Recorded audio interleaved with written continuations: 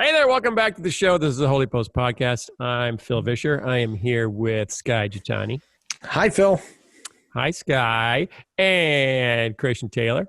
Hey, Phil.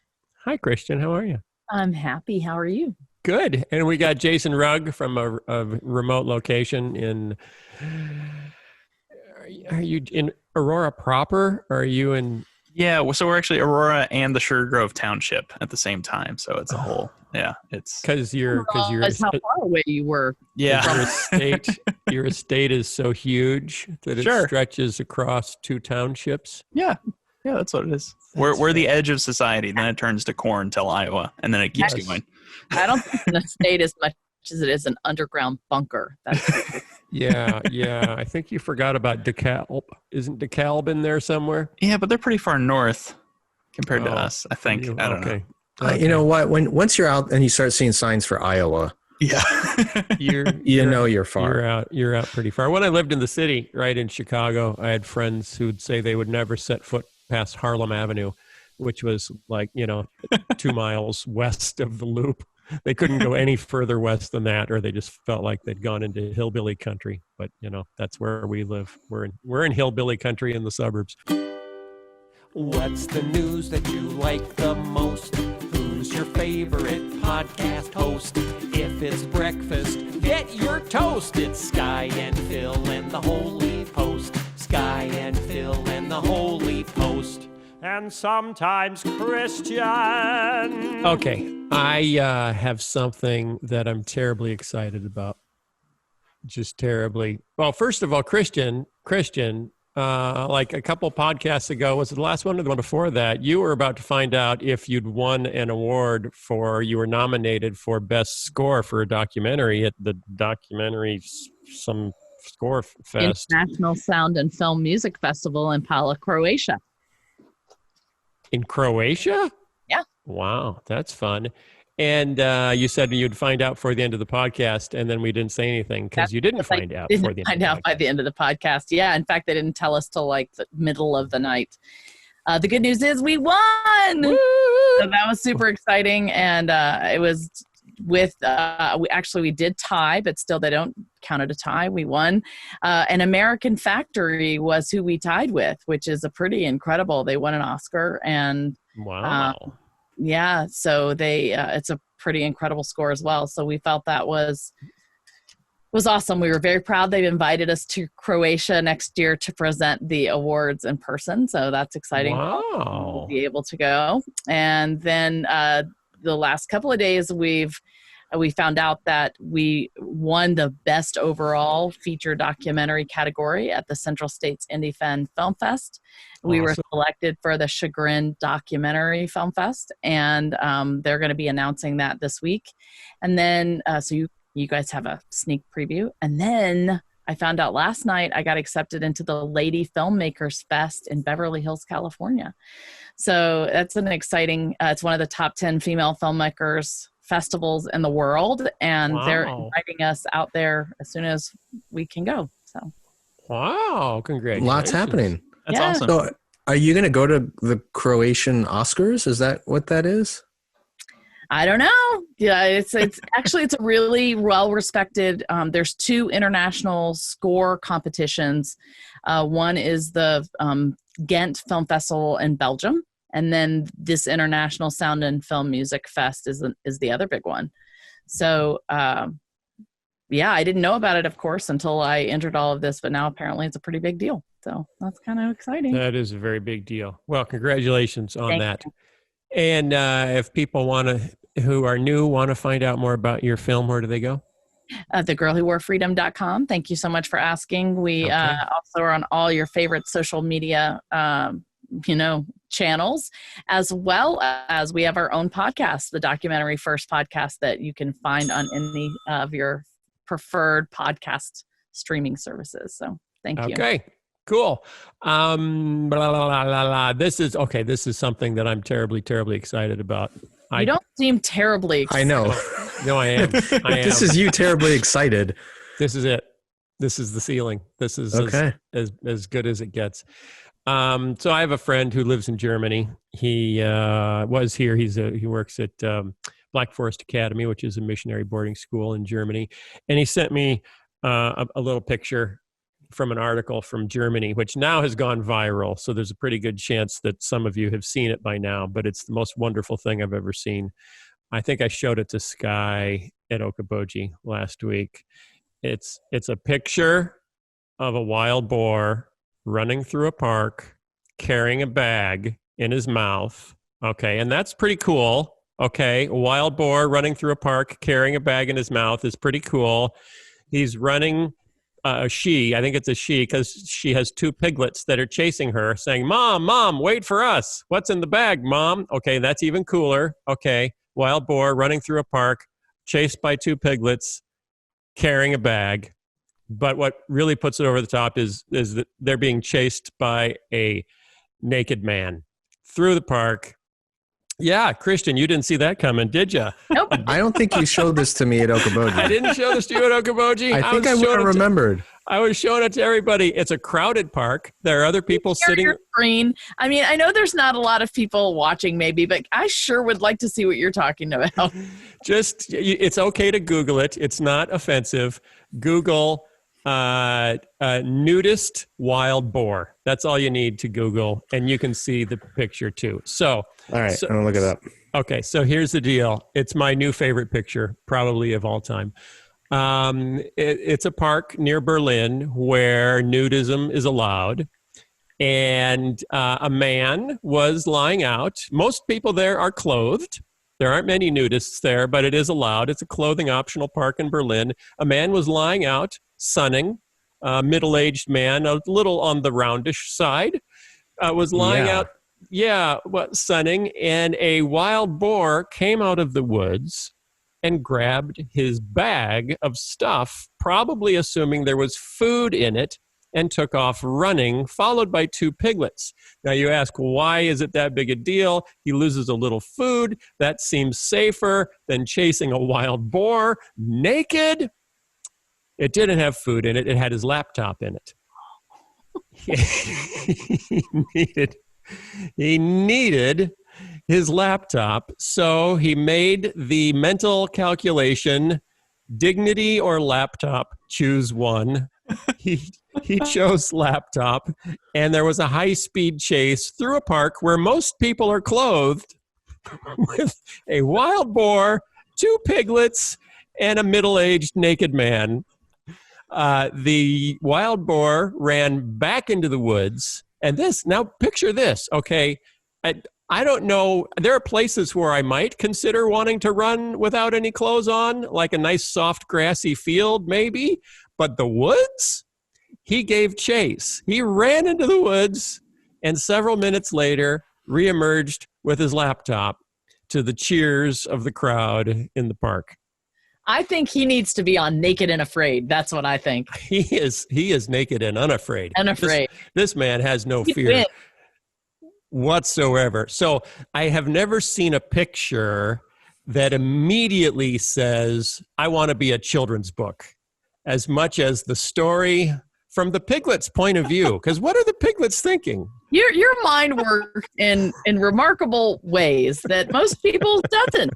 Which I suppose why you're a successful children's media creator. But there's one thing I don't get. Yeah. Why? If I saw the pictures, and you're right, there's a bunch of people at this park, all clothed. Where is this man naked coming from? He's in the park. But why is he naked? Because nudism is allowed in this park. But he said that already. But the thing Germany. But yeah, but here's what: like, if nudism is allowed in a park, and I don't want to be nude, I'm not going to go to that park. Yeah, but they like in Toronto. Do you remember the story when I took my two young boys to Toronto and I wanted to see the sunset on the island? And so we go over to this island, and on the way, my older son says, Mom, what does clothing optional mean? And we get there, and there is a clothing optional beach, but it's right next to the clothing mandated beach. And there's a line straight down the middle that divides them. So I thought, we're going to go to the clothing, mandatory. But on the way, you see everyone else that doesn't have their clothes on. And say a wild boar. First of all, why don't we live in a world where wild boar occasionally stroll into our parks and grab things You and want run. Oh, that's so much fun. Your brain is I'm just so thinking. busy. It can't pick out the, normal things from the nightmares. I'm just thinking Germany is way cooler than I thought it was. If this kind of thing's okay, and then I have one other point. I have one other point to make about this story. Okay, we've been taking pictures. This is why this is so cool. We've been taking pictures for 180 years. We've been taking pictures, and for the last 20 years where we've all had cameras in our pockets all the time. Think of how many billions of pictures have been taken. Billions and billions of pictures. And in all that time, in all those pictures, no one has ever taken this picture before. I would bet my life that there has never been a photograph of a middle-aged naked man chasing 2 piglets and a wild boar through a park where the wild boar's carrying a bag. That picture has never been taken before. And you think there's nothing new left in the world. There's no place new left to go, no new experience left to have, no selfie that you could take that has never been taken 100,000 times. And then the universe says, here is something new. Boom. And you just I'm so happy. Blown. I'm so happy. I have to believe there's video of this incident. I think there probably is. Yeah, I think there probably is. But I don't want to watch the video because I'm afraid of what I might see. I don't mind the stills. The stills work out pretty well. See, and it would be different. Like if the guy was, like a bodybuilder, then it wouldn't be cute. It'd be kind of, You think this is cute? This looks like a Benny Hill skit. It's not. It's not. You just need the music. Or if the guy was in significantly worse shape, then it would be kind of, oh, that's too bad. But it's just perfect. It's just perfect. It's perfect. The other narrative you could tell is that he used to be a wild boar and somehow some Black Forest magic happened and turned him into a human, and he's just trying to run back into the woods with the rest of his family. Yes. Mama, don't you remember me? Maybe he was the 3rd piglet and he was cursed. Maybe Because he's dad. He's kind of shaped like a wild boar. I wouldn't go that far. Okay. Anyway, if you're driving, don't look it up. If you're driving, don't look it up. But if you're not driving, it's okay to look it up. It is even safe for work, I think, because it's fine. But it's just the most amazing thing you've ever seen. And the people around are watching with huge smiles on their faces because they realize they are seeing history being made. And they're as excited about it as I am. I couldn't stop showing people this picture. I just couldn't get enough of it. It's the happiest thing I've ever seen. You just put it as the backdrop for your computer screen fill and happy days. And it all ended up fine. It ended up fine. He chased the wild boar into the woods. That's crazy. Never chase a wild boar into the woods.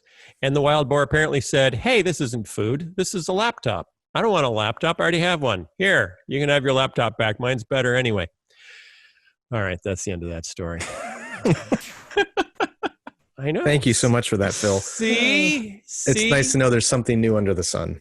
There is totally something new under the sun, and now we've seen it. So I won't use the segue, speaking of wild boar, because that may come across that I'm being a little derogatory. But we have to talk about Jerry Falwell Jr.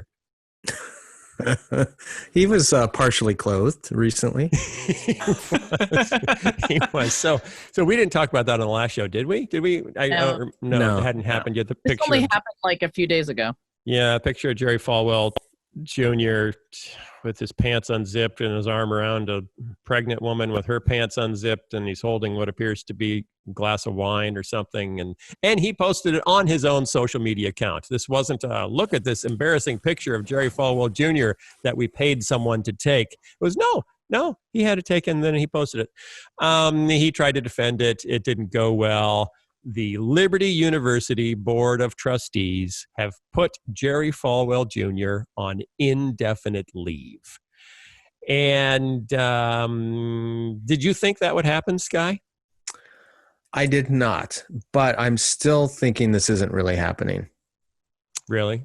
Yeah. Like, I will not be like the piglets in the prior story who can't believe this is really happening. When I first saw the headline that he was put on indefinite leave, I thought, well, he'll be back in like 6 weeks and it'll go away. Well, that would qualify as, we put him on indefinite leave and then we put an end on it. So that's still possible, right? Yeah, but sometimes you hear that indefinite leave thing. It's like the first step toward permanent removal. Yeah. But I'll be surprised if this is permanent removal. Do we think the Board of Trustees can permanently remove him? Is there some sort of Falwell clause that says if your last name is Falwell, you have the last laugh?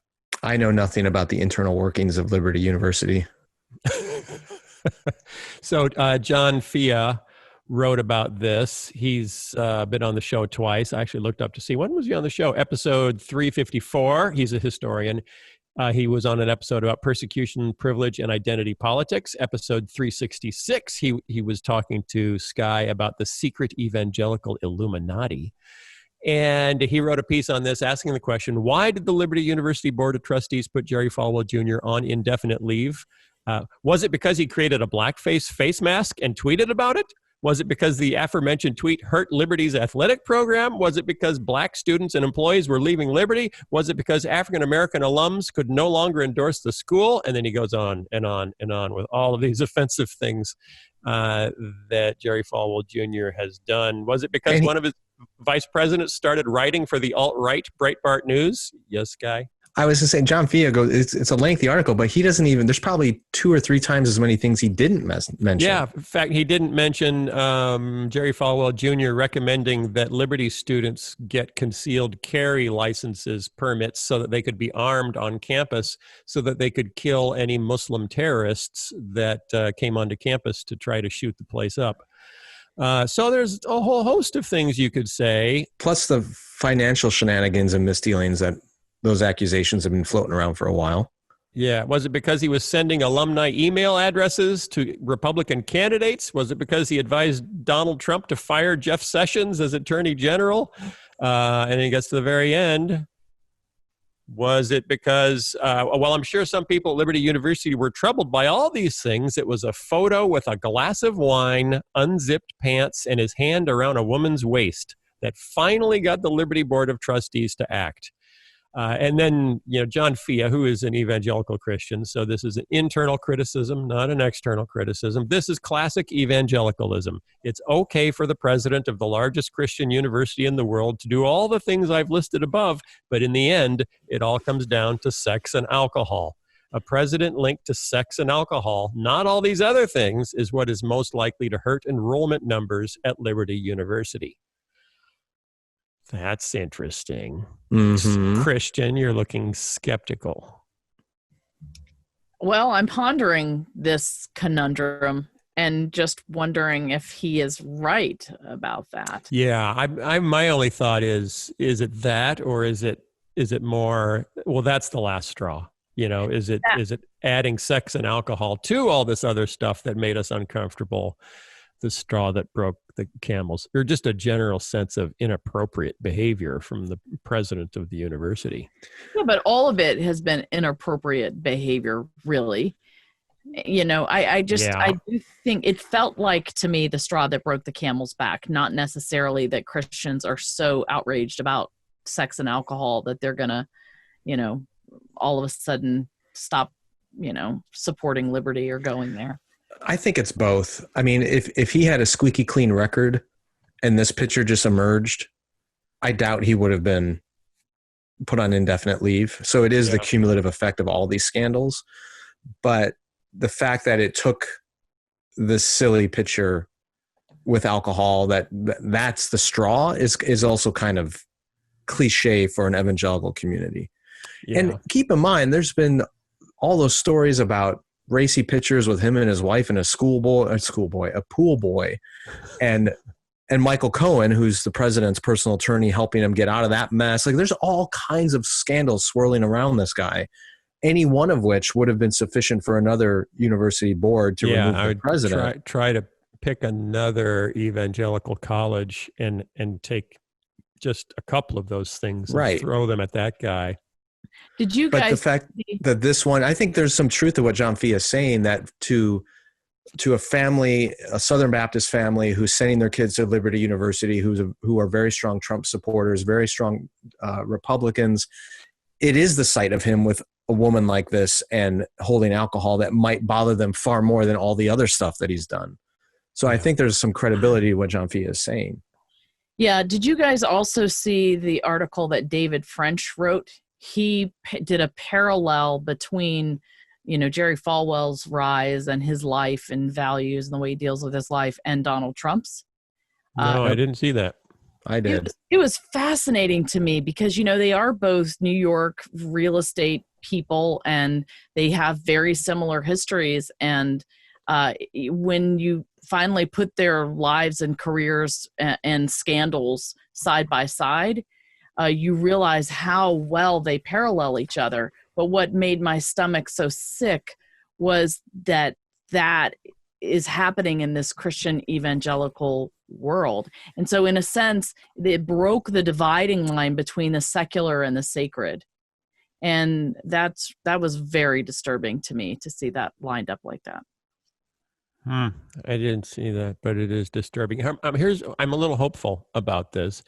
And the reason I'm hopeful is that so many secular journalists keep holding up Jerry Falwell Jr. as, this is an evangelical spokesman. This is an evangelical leader. And Jerry Falwell Jr. doesn't even call himself that. When he describes himself, he says, I'm a lawyer who's trying to run a profitable university. That's how he describes himself. So he has been given a platform that he didn't even ask for simply because he inherited a college from his father and is outspoken politically. And it would really be great for evangelical Christianity if people stopped saying, hey, here's one of your leaders and look what he's doing, because he's not one of our leaders and he hasn't even claimed to be. Well, the hard part is, like, when asked about some of his scandals and behaviors, he claimed that he's not the spiritual leader of Liberty University. He leaves that up to the chaplains and campus pastor and all that sort of stuff. Right. But the fact remains, Liberty is the largest evangelical college in the country, maybe the world. And he is the president of that institution, which by default makes him an evangelical leader. Ooh. And we may not like that, but that's the reality. And I don't necessarily blame the media for profiling him because he keeps doing and saying really crazy stuff. Yeah. Yeah. They had wanted, I don't know if this was more his father or him, but they had looked specifically at, the Catholics have Notre Dame, Mormons have Brigham Young. We Christians, Protestant conservative Christians, need a Notre Dame, a Brigham Young, and that's what they wanted Liberty to be. And so there's been, hyperbole in its construction almost since day one of we're going to be the biggest and the best, and we're going to be, and sheesh, I assume Catholics would hold the president of Notre Dame to a higher standard than this, and Mormons would hold the president of Brigham Young to a higher standard than this. So it's pretty shameful that evangelicals can't hold, can't make more of a stink and put someone there that actually shares the values of the Bible they're teaching. Well, it does follow the pattern. We've seen this over and over again with significant megachurch leaders too, where they have a huge following, they have big name recognition, they have a big platform. Yeah. And behind the scenes, there's all kinds of. But I think hidden sin feels a little bit different than not even trying. Yeah, but some of it isn't even that hidden, depending on which scandal you want to talk about. There have been plenty of people, Christian leaders, who have said and done very public and very unchristian things. And they get a pass because look how successful they are. Look how many people are coming. Look how dynamic they are up on the platform. His platform was a little different. He had a very successful university. But I think success in a lot of evangelical communities gives you a very long leash to misbehave. Do you think success has become a bit of an idol for us? Maybe.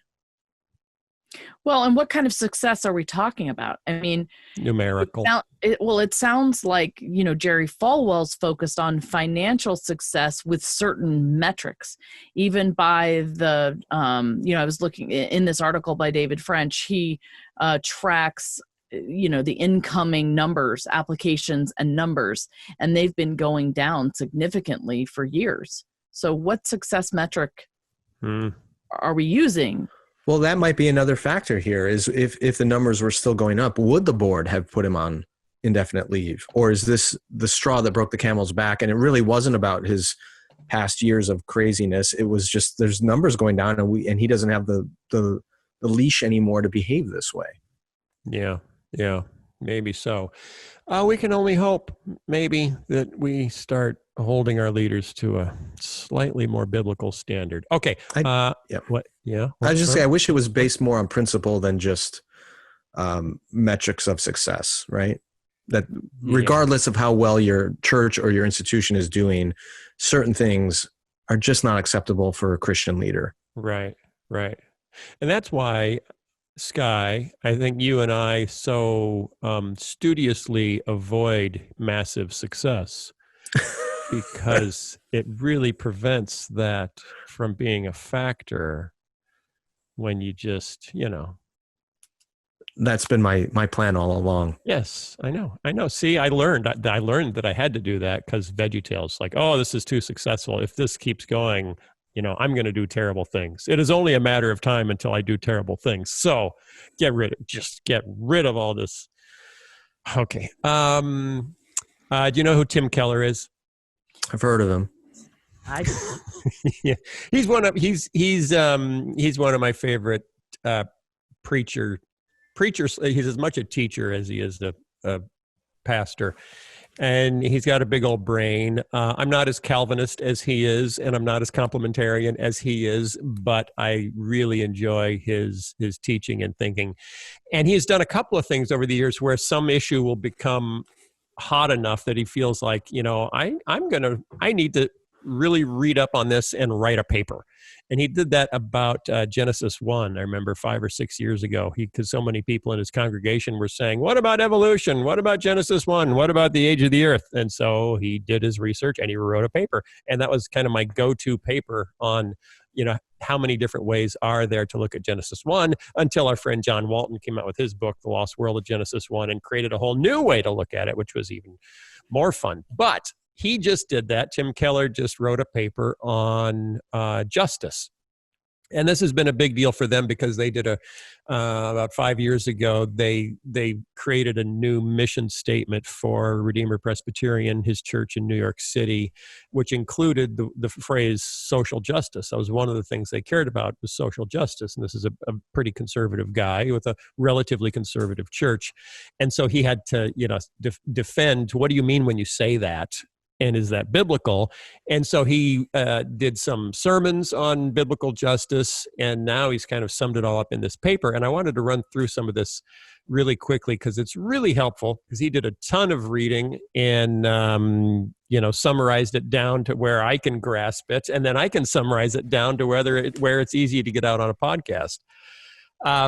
So he starts out, there's a massive book by Alistair McIntyre called Whose Justice, Whose Rationality, that describes what justice is typically and how it differs based on your underlying assumptions, what you believe is true about human life, what you believe is good, how you find, right, how you define right and wrong. All of that affects justice. And what Keller does is then say, okay, what is justice in the Bible? Let's start there. And then let's look at, and they come up with 4 kind of current views of justice, competing views of justice. Because one of the reasons we can't agree on anything is because when we say we want justice, quite often we're talking about different things. So he starts out with what is biblical justice? And it has, I think, 5 points that are all backed up with scripture. I want to run through them real quick. A brief outline of biblical justice, according to Tim Keller. Number 1, it's community. Others have a claim on my wealth, so I must give voluntarily. Which is right there going to make a lot of people say, wait, what? Others have a claim on, that's in the Bible? What? Wait a second. I just have to stop you right there. Why would people say that's in the Bible? I would think most Christians would know that's in the Bible. I don't know. I think some people have been so indoctrinated in believing that capitalism and free enterprise are biblically rooted ideas that to say the community has a claim on my wealth is utterly inconceivable to some American Christians. My stuff is my stuff, Christian. Right, but in the New Testament, you cannot avoid where over and over again, the writers called the people they were writing to share everything in common, to be generous, to take care of the widows and the orphans. Christian, my Yes. stuff is my stuff. And I'll give some charitably if I want to, but no one has any claim on my stuff. Okay, so Very American. Old Testament scholar Bruce Waltke put all the teaching on righteousness in the book of Proverbs into this simple statement: the righteous are willing to disadvantage themselves to advantage the community. The wicked are willing to disadvantage the community to advantage themselves. And he talks about the teachings on, landowners not maximizing profits by harvesting all of the grain or picking all of the olives, but leaving some behind for the poor in the community. So, and he backs it up with scripture. Community, others have a claim on my wealth, so I must give voluntarily. But he does say that it's not supposed to be confiscated from you. And that this view of property does not fit well with either a capitalist or a socialist economy. Okay, number 2, equity. Everyone must be treated equally and with dignity. Okay, fine with that. And a kind of a surprising statement on that is Leviticus 24:22. You are to have the same law for the foreigner as for the native born. So there's no difference. You make no distinction between an Israelite and someone from another country who is within your boundaries. So which is a profoundly radical idea in the ancient world. Yes. Okay, number 3, corporate responsibility. I am sometimes responsible for and involved in other people's sins. And you list a whole bunch of examples from Daniel 9, Joshua 7, Numbers 16, 1 Samuel 15, Deuteronomy 23, where members of the current generation are responsible for sins committed by their ancestors many generations before, or an entire family is held responsible for the sin of one member. Corporate responsibility is a biblical idea. Corporate participation, where sinful actions not only shape us, but the people around us, is a biblical idea that we can all participate in sin that's happening societally, not just individually, and there can be institutionalized sin. Okay, so that's kind of radical. Don't like it very much, but it's in the Bible. Number 4, individual responsibility. I am ultimately responsible for all my sins, but not for all my outcomes. So my outcomes, the Bible does not teach that your success or failure is wholly due to your own choices. There are other things at play. You're not poor simply because you made bad choices, and you're not wealthy simply because you made good choices, which is what many people in the ancient world believed. My sins, despite the reality of corporate responsibility and evil, the Bible insists that ultimately our salvation lies in what we do as individuals when we seek individual repentance and salvation for our sins. Okay, so there is corporate responsibility and there is individual responsibility. Number 5, advocacy. We must have special concern for the poor and the marginalized. While we're not supposed to show partiality to anyone, we are to have special concern for the powerless. An example, Proverbs 31:8-9 says, speak up for those who cannot speak up for themselves. Defend the rights of the poor and needy. That doesn't mean that the rich are less worthwhile. It just means that they are pretty good at speaking up for themselves. And we're supposed to advocate for those who can't advocate for themselves. Okay, so those 5 biblical principles of justice. You guys with me? With you. Okay, awesome. Now we get to 4 current secular views of justice on a scale of, and we've talked about this scale before when we talked about how individualistic America is, of individualism to collectivism. And on the far individualistic end, we have the libertarian view of justice. On the far collectivistic side, we have a postmodern view of justice. And in the middle, the liberal view and a utilitarian view. So let's go through those 4 real quick. A libertarian view of justice says justice is basically about freedom. A liberal view says justice is basically about fairness. A utilitarian view says justice is basically about happiness. And a postmodern view says justice is basically about power. Okay, you with me? Okay. Yeah. So, libertarian view, justice is about freedom. A just society promotes individual freedom. The libertarian view is highly individualistic based on the implicit assumption that every human being belongs to him or herself and that the outcomes of anyone's life depend wholly on their individual choices and efforts. Boy, have I bumped into this a lot after putting out a video on race that got watched a whole lot of times, mostly from people who are saying, I am a Christian and this is in the Bible. This view is in the Bible, that you're only responsible for yourself and your choices make your outcomes. And Keller pulls that apart pretty quickly. He says a quick biblical analysis of libertarian justice says, first, this view denies the complexity of who we are, individuals yet embedded in community. Second, it denies the doctrine of the universality of sin. Ironically, it sees the evil capacities of government, ooh, government bad, but never notices the evil capacity of free markets. Companies good, private markets good, can do no wrong. I had someone arguing to me a few weeks ago.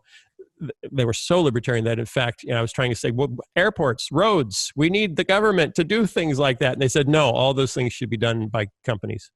Like the road to your house should be owned by a private company, and you should pay a fee to use it. That's how, because companies are good, governments are evil. Is there any society that really functions that way or has ever really functioned that way? Or even attempted to function that way? Right.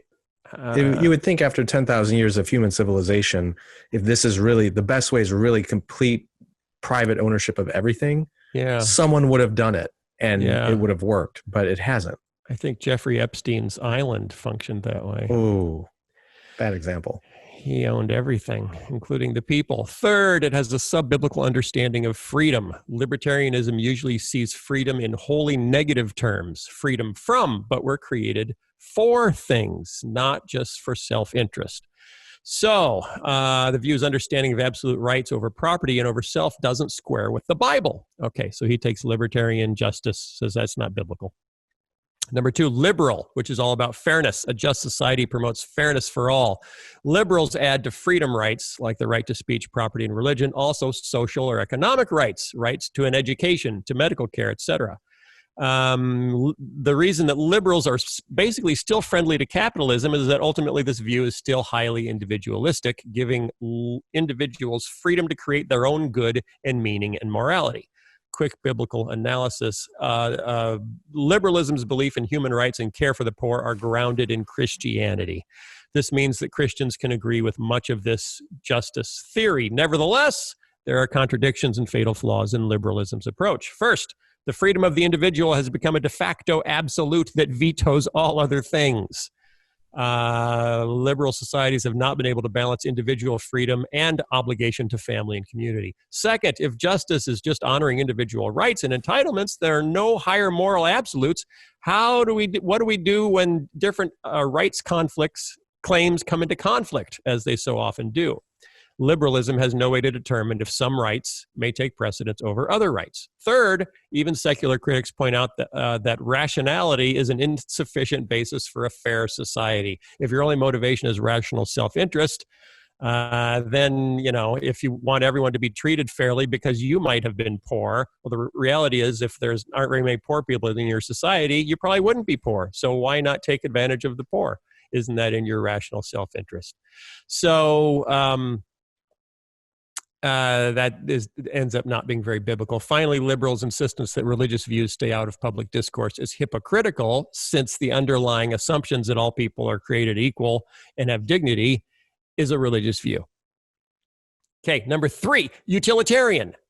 That says a just society maximizes, and this is the quote for utilitarians, which is also comes up from tons and tons of people inside and outside the church, the greatest happiness for the greatest number. John Stuart Mill is considered the originator of this idea in general. So whatever you want to figure out how to do it and you don't have a moral code to do it with, the greatest good the greatest happiness for the greatest number of people. So the final arbiter for utilitarians is majority rule. If you look at a biblical analysis of that, first, you have no doctrine of creation, and this view does not honor individuals as having dignity that must not be violated. Second, you have no doctrine of sin, so it naively assumes that what will make a majority happy can't be something evil. If it's making us all happy and we're in the majority, then it's got to be good, even if it's killing a minority. Finally, the harm principle is useless as any guide or as a barrier to abuse. They say, well, it has to do no harm. Without any moral absolutes, who's to say what is good for a minority? Who's to say what harm is? The majority, not the minority, get to define it. So it's interesting that even the framers of the Constitution, and particularly the Bill of Rights, was created to protect the minority against the majority. Right? The freedom of speech, the freedom to express yourself, the freedom of religion are all there because the framers understood that the majority could silence the majority, right, the minority. Right. So the very laws that we've built this country on are all designed again with the knowledge that majority rule is inherently dangerous, right, and right, oppressive. And then finally, we come to postmodern justice, which is all about power. A just society subverts the power of dominant groups in favor of the oppressed. And now we get into our favorite current bugaboo of the right, social or critical race theory and critical theory in general. So this goes all the way back to Karl Marx. What can be called postmodern critical theory has emerged very recently with its own account of justice, which is sharply different from the others. Postmodern critical theory argues that the explanation of all unequal outcomes in wealth, well-being, and power is never due to individual actions or differences in cultures or to differences in human abilities, but only and strictly due to unjust social structures and systems. Reality is at the bottom nothing but power. And they talk a bit about intersectionality, which we've talked about before and tried to define, but it's hard. They do a better job. The categories are of power are race, gender, sexual orientation, gender identity, and occasionally others. If you are white, male, straight, cisgender, then you have the highest amount of power. If you are none of these, you are the most marginalized and oppressed. Each category toward the powerless end of the spectrum has a greater moral authority and a greater ability to see the way things truly are. Only powerlessness and oppression brings moral high ground and true knowledge. Okay, so reality is at bottom nothing but power. The main way power is exercised is through language, through dominant discourses. A dominant discourse is any truth claim. Truth claims are really just constructed narratives designed to dominate, and as such, they must be unmasked. Next, cultures, like persons, can be mapped through intersectionality. All cultures are equally valid, but people who see their cultures as better and judge other cultures as inferior, or even people who see their own culture as normal and judge other cultures as exotic, are members of an oppressive culture.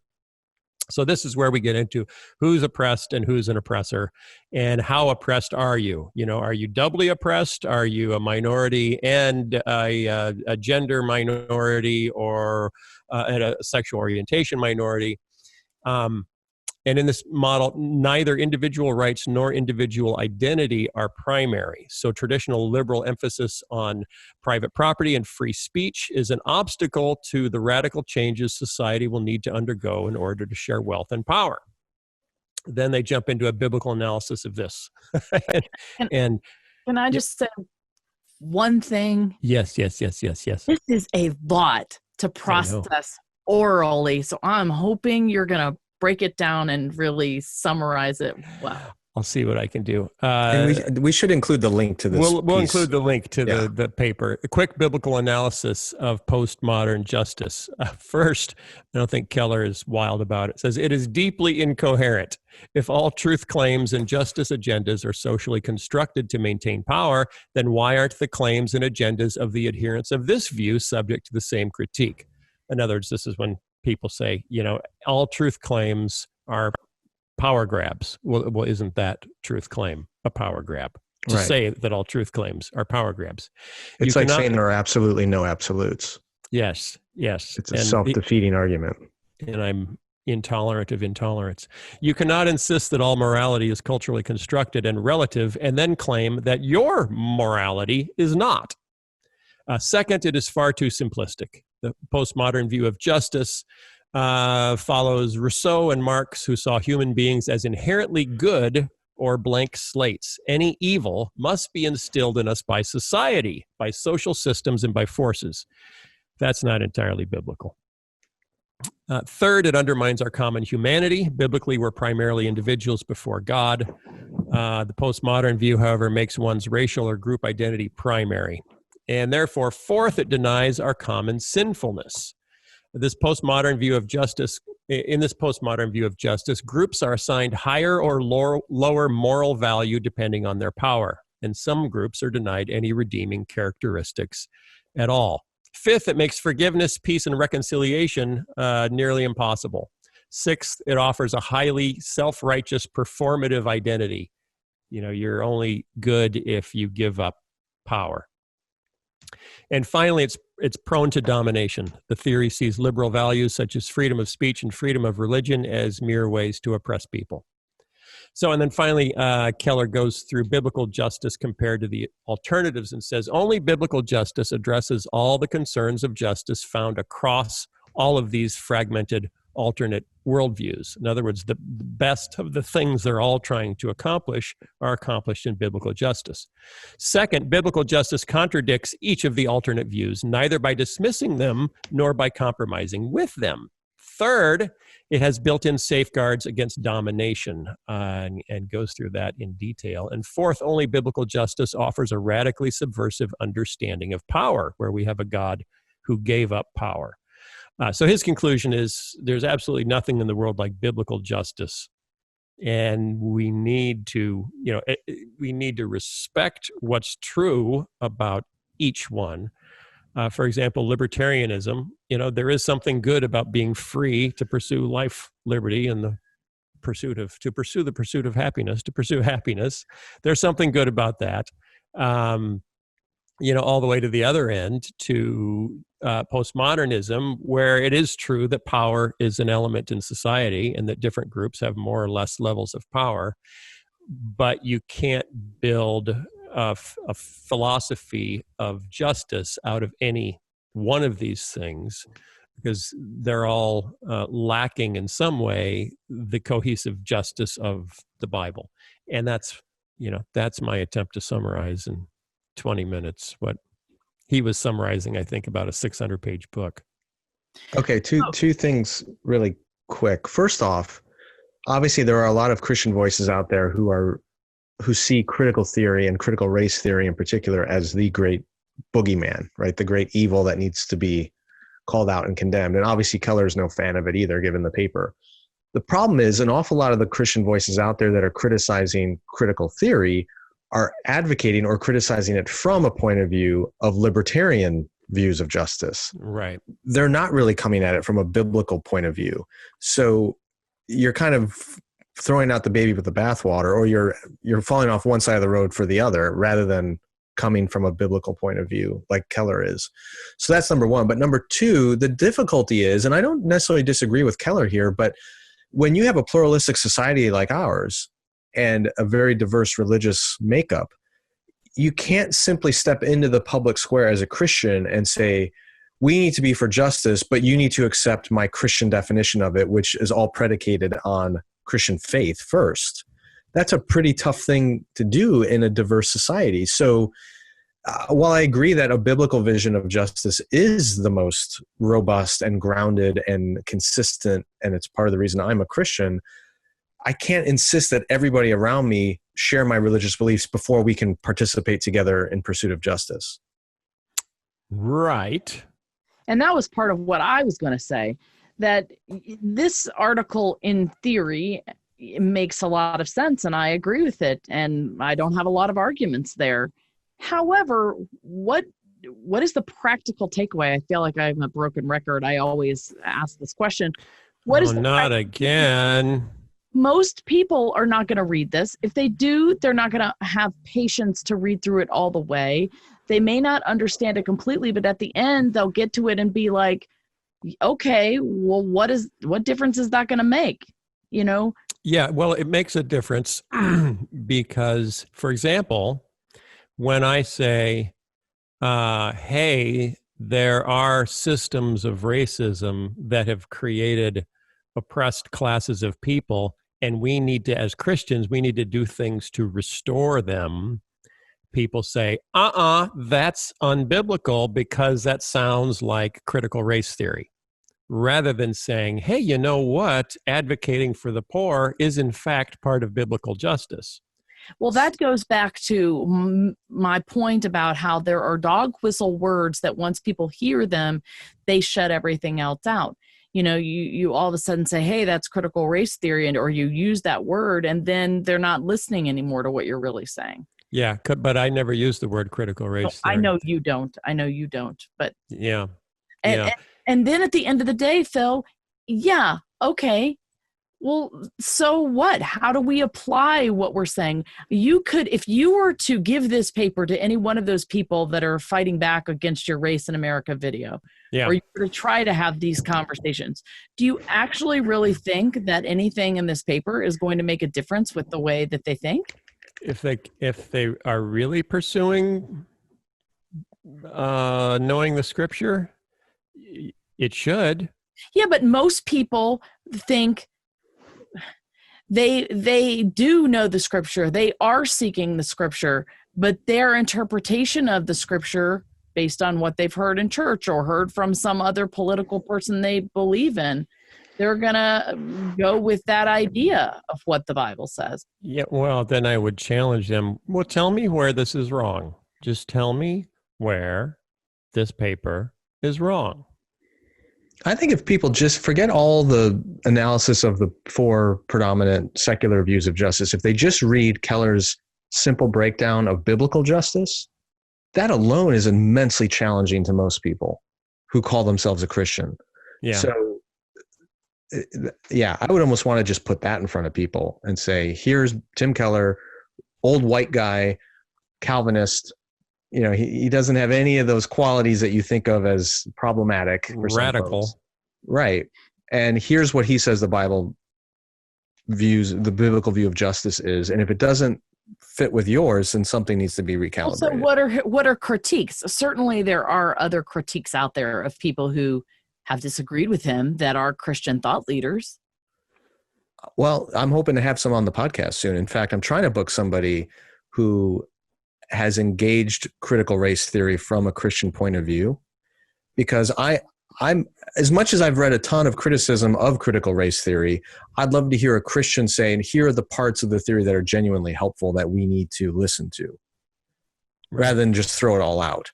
So there's got to be people with other points of view. I'm trying to find a good one to have on the show soon. And I find it very useful for me to have a quick summary of the major streams of thought on justice, the philosophy of justice, and why different people can use the same word but mean very different things. So just having these four simple categories, libertarian justice is about freedom, liberal justice is about fairness, utilitarian justice is about happiness, postmodern justice is about power. Right there, that's given me a little tool set to pull out and say, oh, that's really helpful. So I'm dealing with someone who's coming from a utilitarian perspective. Okay, I can now point out a few things where the Bible may critique that. Or I'm coming with someone from a postmodern perspective. I can point out a few things in the Bible that may critique that. And that's beneficial, other than just saying, we're both saying justice, and yet we're talking about like completely different things. So this is why this is helpful to me. That's the most helpful thing that you said today on this podcast. Now, if Skye could make that into a doodle, then that I can carry around on my phone, that might come in really handy. Okay. All right. We got to wrap up because we have guests, and I took too much time on my happy naked pig story, but I don't regret it for a minute because it made me happy, which is utilitarian justice. So in all fairness, which is liberal justice, I need to stop the podcast now so the guests can start talking. So, and we will be back next week with more fun. See you later. The parable of the prodigal son is one of the best known stories in the Bible. But have you ever considered that the culture in which you live may deeply influence how you understand the story? For example, many of us in individualistic, Western, affluent societies focus on the younger son's moral failures, the fact that he squandered all of his wealth in wild, self-indulgent living. If that's the lesson we take from the story, then the point is to be more self-controlled and disciplined, to take personal responsibility. But people in other societies focus in on a very different detail. They remember that Jesus also said that while the younger son was in a distant country, a severe famine arose in that land and he began to be in need. The greater problem in the story is not the son's morality, but his locality. He's in a famished country far away from his father's house where no one cares for him. When we recognize this part of the story, the problem is no longer just a lack of personal responsibility. Instead, we see that the son's distance from and severed relationship with his father is the real problem to be overcome. Therefore, the moral of the story is not be more self-controlled to avoid hardship, but instead, stay connected to the Father who loves and cares for you. If these kinds of insights are new to you and they're ones that interest you, then you need to be a subscriber to With God Daily, my daily devotional for people who hate daily devotionals. Right now, we're going through a series on Jesus parables, and we're teasing out insights like this that we just don't normally hear because we're blinded to them by our cultural setting. You can sign up for With God Daily right now for a donation of any amount to support my ministry. And if you can't make a donation right now, that's okay. You can sign up for free by contacting us. Just go to withgoddaily.com and you can find out more information about how to receive it 5 days a week in your email inbox, or you can download the With God Daily mobile app and get access to the archives and all the newest daily devotionals. Check it out at withgoddaily.com. My conversation today is with a good friend of the show, Mike Erre. Mike is a pastor and the host of the Vox Podcast, just one of the absolute best Christian podcasts out there for deep engagement with scripture and cultural issues. Mike actually invited me to be on his show to talk about my new book, What If Jesus Was Serious?, which is all about the Sermon on the Mount, and then also talk about conspiracy theories and why Christians are engaging so deeply in so many of them. It's a topic we've discussed on this show before. It's also something that's been in my Twitter feed recently that I think caught Mike's attention. We've only included part of our conversation today in this episode, but if you want to listen to the entire conversation, you should head over to voxpodcast.com to download the latest episode with Mike, or of course you can get it anywhere you get your podcasts. So here's my conversation with Mike Erre. So obviously we're here with my friend Skye Jatani, and Skye, welcome back. We love you. We adore you. We love what you're doing with the Holy Post. And we're in the middle of the Sermon on the Mount. You just have a new book on the Sermon on the Mount. And is it true that you were inspired to write this book because of the series that we've been doing for 3 weeks? Or Yes. did potentially you have that book planned out ahead of time? Well, this gets into the foreknowledge, predestination. It's a big can of worms. But yeah, I believe time is very fluid, and Yes. cause and effect is not always linear. So yeah, why not say that your series on the Sermon on the Mount has inspired somehow retroactively me to write this book? But all that to say, I am delighted to be back with you, and Vox is absolutely one of the best shows out there, and the stuff you've been doing on the Sermon on the Mount has been brilliant. And I love the fact that you're using it to intersect with our current political environment and climate. So well done. No, Skye, I will refuse to take a compliment from a man who had just published a book on the Sermon on the Mount that includes very profound doodles. And if you've seen Skye, so Skye has this devotional, daily devotional he's been doing for how many years now? Is it 4 or 5? 6. I started in August of 2014 is when it started. Goodness. I think I remember getting an email saying you were doing this devotional, and you do these really cool sort of, you call them doodles, right? I mean, they're just illustrations or whatever, and they're super profound. It's really amazing. So, tell us just a little. You titled the book, "What If Jesus Were Serious?" Or what if Jesus was serious, which is the better, was serious. Yeah, you gotta get the English conjugation right. Man, that's the story of my whole life. You don't even know. All right. What if Jesus was serious? Why did you title it that? I did a class, and this is in the introduction of the book. I did a class years ago at my church on the Sermon on the Mount. And the first day of the class, we read through Matthew 5, 6, and 7 out loud. And then I asked the question of the class, do you think Jesus was serious? Did he actually expect us to do this? And I was kind of shocked when this room full of lifelong evangelical believers said no. They didn't think he was serious. So that experience kind of seared into my mind as a pastor. And so years later, when I ended up doing this series in the devotional on the Sermon on the Mount, I used that in one of the opening days of the devotional. And then when it came time to pull the book together, I think that it also gets at kind of the core problem I think we're facing as a church in North America, that we just don't take Jesus seriously. And I think a lot, not all, but a lot of the criticism that we as Christians are facing in our culture isn't because we're out of step with cultural values because we've followed Jesus, but I think it's because the culture sees us as not taking Jesus seriously, and it's the hypocrisy thing that comes at us. So that all of that kind of came together, and the publisher didn't want to use that title, and they had recommended a bunch of others. And I said, okay, well, why don't we put it to the people? And we put up a poll on Twitter with, I think, 3 or 4 different title ideas, the ones from the publisher, and then What If Jesus Was Serious? And by far, the one that people said was the best title is What If Jesus Was Serious? So that kind of put it in for the publisher to finally agree with me. I confess to voting on that poll, and I'm glad to hear that that's the title that went out. Because are you saying you voted for a different title?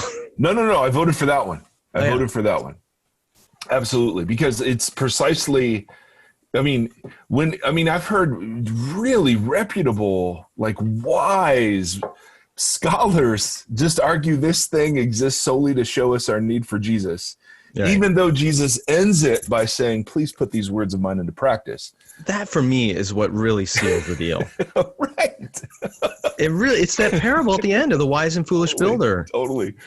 And the fact that they wouldn't have heard, his original audience would not have heard this for some other era. This is what rabbis did. They taught you how to live. And it makes me cringe at some of the moves we've made. But I highly recommend the book.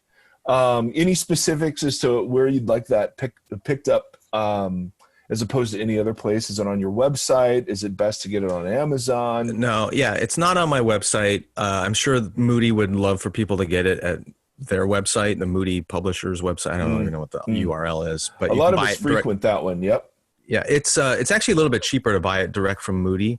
Okay. I don't know what the shipping costs are, but Amazon's always helpful. But honestly, if you guys want to support the book and help me out, leave a review on Amazon. Yeah, because that helps the algorithm, and then it gets more seen and things like that. So wherever you may have bought it, that's great. Just appreciate the support. Go leave a review on Amazon. Yes.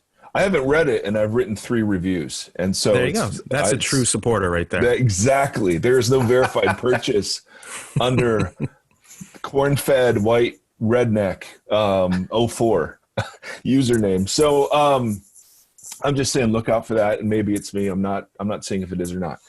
We wanted to bring Skye on because it has been noticeably, it has been a major and noticeable factor in our discussions around COVID and things that are happening.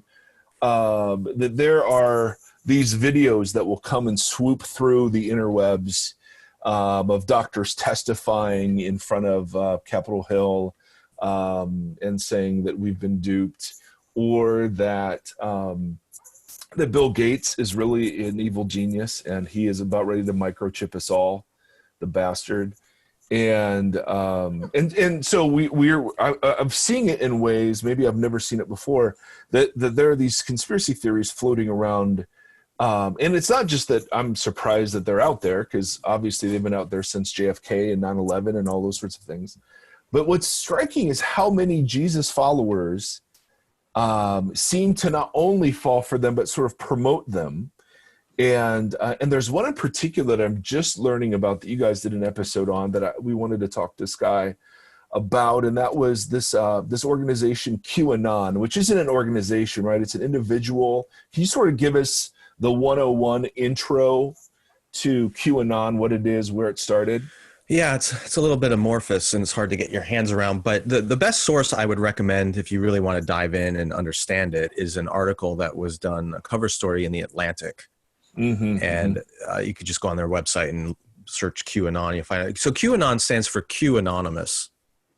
And it's an individual, apparently, although it may be a group of individuals who have used dark corners of the web where there's no way of tracing identity to push out these conspiracy theories. And a lot of it really took off in 2016 during the election.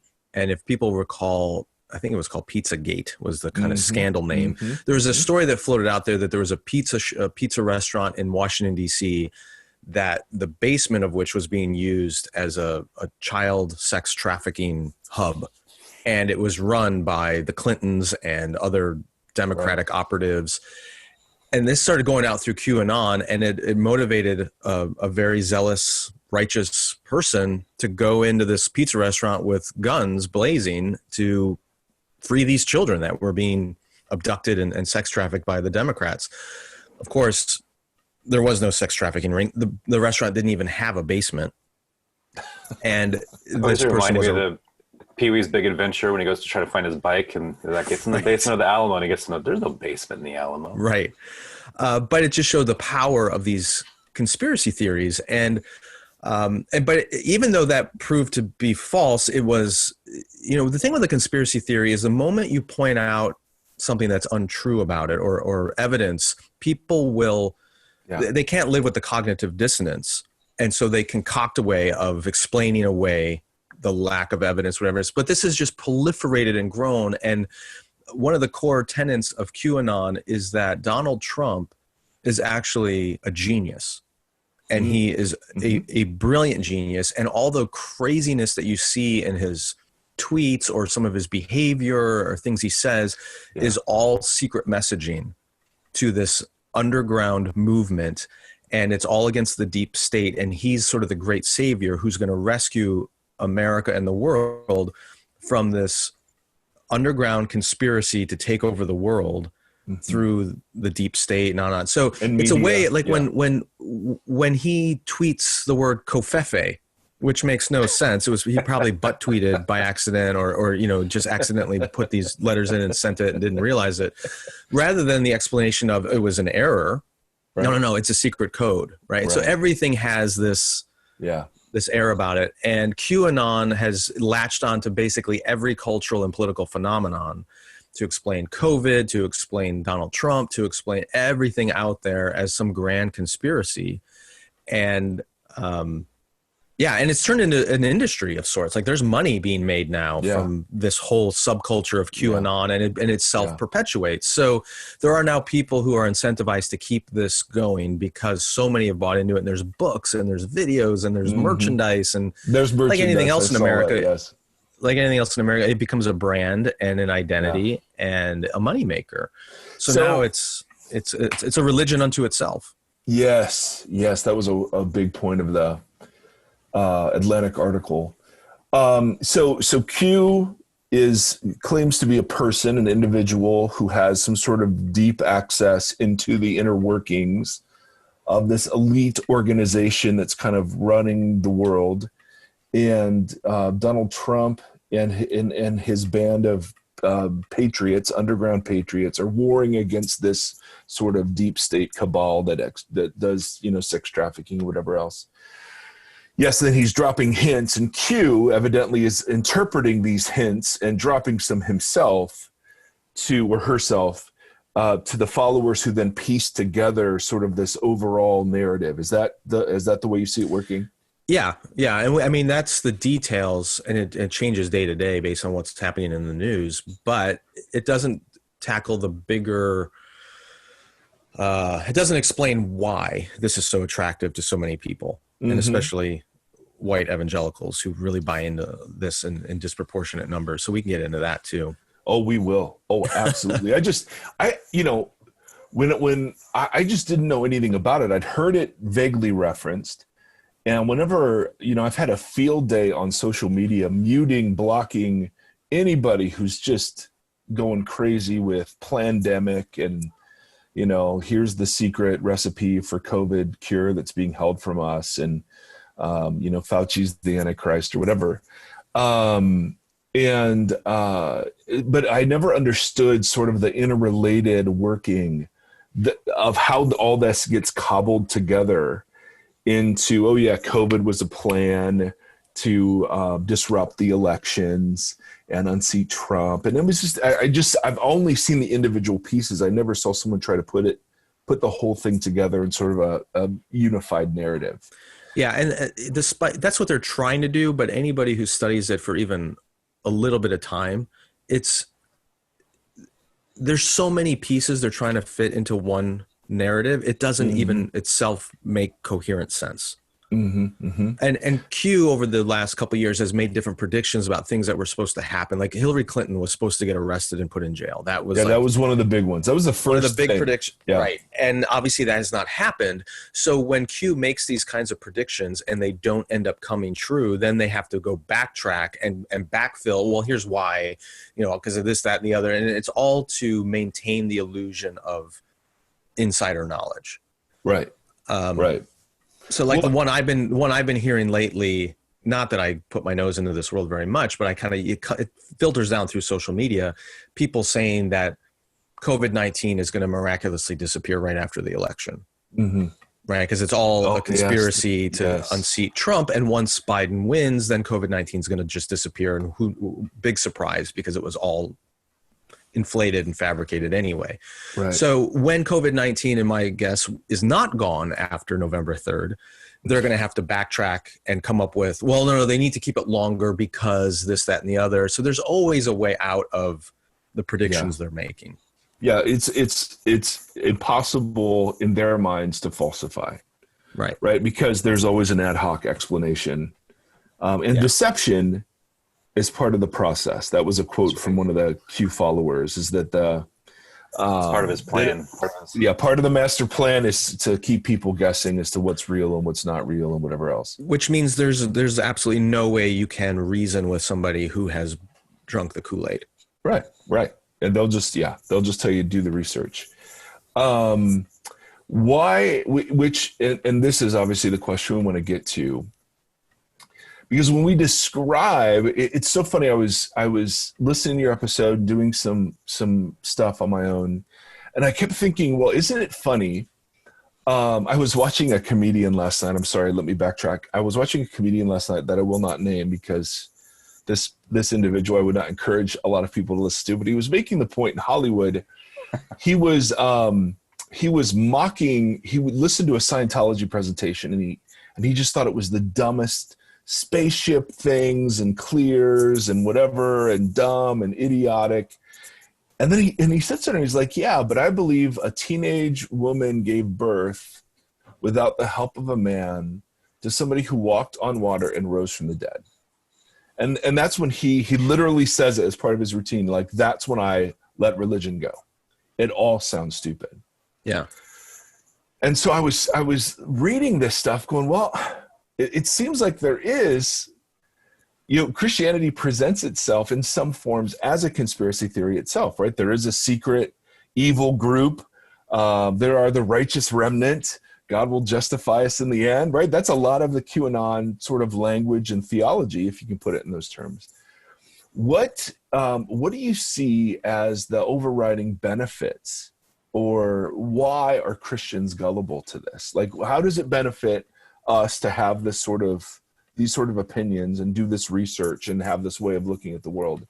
What makes that attractive? And then are there reasons that Christians in particular seem to be really gullible audiences for this stuff? Right. Those are two different questions. So let's take them one at a time. I think that the general appeal of a conspiracy theory is the same general appeal of any meta-narrative that explains the world.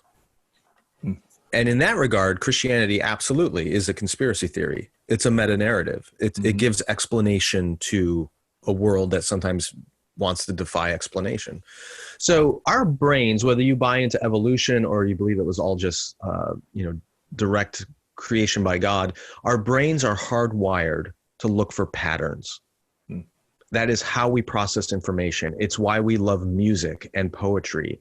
It's why certain art forms are super appealing cross-culturally, because our biological framework, our brains are designed to look for patterns. One of the best ways to illustrate this is you can just do a Google search for optical illusions. And there's a lot of them out there where you will see objects or patterns that don't actually exist, but your brain makes connections where none may be. And there's lots of stuff out there. It's kind of fun, kind of stuff your math teacher would show you in middle school when you were done with your own homework.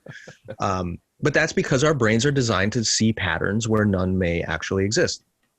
So when you look out in the world and you see all these different events occurring, they are on the surface, they appear to be random occurrences of different things. A global pandemic arises, right? Where hundreds of thousands, millions of people are dying. Right. A Donald Trump out of nowhere, this reality TV star, becomes president of the United States. Who would have thought? Princess Diana gets killed in a car accident in Paris because of paparazzi. You go on down the list of just random weird events, and our brains are searching for a pattern. They want to believe that there is a coherent narrative that connects these dots, that makes sense of them. And some people can live in the tension of, there's no pattern here. There's no direct cause and effect between all these different things. And there's other brains, other people who just simply will not and cannot accept the possibility of a random world. And they must make connections. They must have an explanation for why things are happening. And then they go searching for that explanation. And different worldviews, different religions, different conspiracies, different cults, whatever, offer their narrative. Here's how it all connects. Here's the meaning of it all. And we desperately want that, because the thought of living in a random, chaotic world is so terrifying, because that means I have no control over what happens. I have no way of knowing what's going to occur next. I have no way of protecting myself. But if the world makes sense, if there's a narrative, if there's a pattern, if there's a grand story that connects all these things, then I can explain it. And I can predict what's going to happen next, which means I can control it and I can feel safe. That is just a general human instinct. Yeah. So that I think is the appeal of these conspiracy theories. I think the reason that we can transition now, why is this particularly appealing to Christians and white evangelical Christians in the United States? We can go there, but let me just pause to see if you have any thoughts on what I shared so far on the kind of patterns of brain chemistry. No, I could not agree more. I think that's part of the reason why the latest, generations following a particular view of Revelation have just sought to piece out, and every new world crisis, here's evidence of the Antichrist, here's evidence of the rapture's coming. I mean, it's the same impulse sitting behind all of it. Yes. In Christian, in certain interpretations of Revelation, that's given just full imaginative license, without any perspective, and that's sanctioned under the guise of, that's part of our job is to discern, the secret movings and doings of the Antichrist in the world and those sorts of things. Well, so and related to that, I think I'm seeing this more among young people. I think it's partly because there's some well-known voices and movements that are pushing this, but the growth of spiritual warfare kind of frameworks is really interesting to me. Yeah. And I think some of it is rooted in this conspiracy theory, brain patterning kind of desire. When something happens, we want to know why. Somebody gets a bad diagnosis, and there's no obvious genetic or environmental reason for why they got this disease or this tumor or whatever it might be. Oh, well, it's demonic. Or your family is facing this challenge, or your marriage is facing that challenge, and rather than it can result from one of two things: either a lack of desire to take personal responsibility for decisions and consequences of those decisions. We blame the devil, right? The devil made me do it, kind of thing. Or when there really is no obvious explanation for why something is the way it is, we demand an explanation, and so we go to the spiritual warfare explanation. Or I'm God. not saying God did it. Or God did it. Some theologies, yeah. What's so fascinating is when you read the Bible, both the Old and New Testament, you see some of that at work, but more often than not, Jesus himself debunks those explanations. Right? John 9 is a great example. This man who was born blind, and the apostles say, who sinned that he was born blind? Because in their worldview, in their culture, if you're blind, somebody did something to upset God and they're being punished. So who'd sinned? Was it him? Was it his parents? Who did it? And Jesus said nobody. Or, later on in Luke 24, he talks about that tower that fell and killed some people, and everyone's trying to come up with the explanation. And Jesus, do you think the people who died were less righteous than the people who lived? Right. So he's basically saying, stop trying to control everything. Stop trying to come up with an explanation for everything that's happening out there. There isn't always an explanation, and if there is, it's not always available to you to know. And rather than offering us a detailed explanation of everything that happens in the world so that we can feel in control, what Jesus is saying is, you don't have control. So stop trying and trust me. And so in my mind, a lot of this conspiracy theory stuff, whether it's QAnon or it's an incredibly detailed explanation, supposedly rooted in scripture about eschatology and the end times, the Antichrist and all of that is profoundly unchristian. Because it's causing us to put our trust in a theory, an explanation, a narrative of the world, rather than in Christ. All right, everyone, that's about all we have time for on this episode. But like I said, if you want to hear the entire conversation I had with Mike, which goes on actually quite a bit longer, we only had about half of it on this show, you can listen to the whole thing in the latest episode of the Vox Podcast. We talk more about conspiracy theories, including some details of popular ones right now, and actually get back into the Sermon on the Mount as it relates to my book as well. You can download it wherever you get your podcasts. It's voxpodcast.com on the internet. And like I said before, Vox is just one of the absolute best shows out there. I am deeply indebted to Mike's insights and the great guests that they have on.